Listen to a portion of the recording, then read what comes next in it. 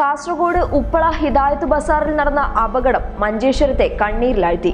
അപകടങ്ങൾ ഒരു തുടർക്കഥയാകുമ്പോൾ KSRTC ബസിന്റെ വേഗതയെ ചോദ്യം ചെയ്യാൻ ഇവിടെ ആരുമില്ല.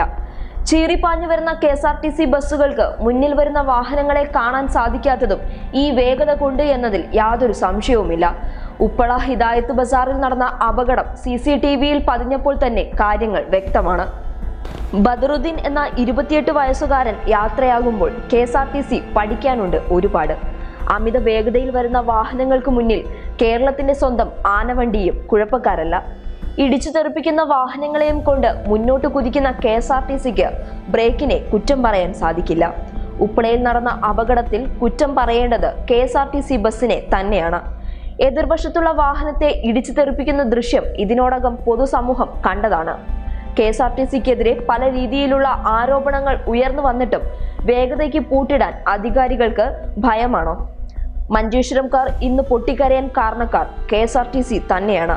വാഹനത്തെ ഇടിച്ചു കഴിഞ്ഞാൽ യാതൊരു കൂസലുമില്ലാതെയാണ് ഡ്രൈവർമാർ കാരണം പറയുന്നത്.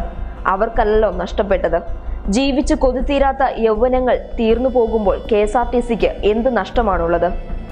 ഈ വേഗതയെ തടുക്കാൻ അധികാരികൾ തയ്യാറായില്ലെങ്കിൽ പൊതുസമൂഹം രണ്ടും കൽപ്പിച്ച് രംഗത്തിറങ്ങുമെന്നതിൽ യാതൊരു സംശയവും വേണ്ട. News desk public Kerala.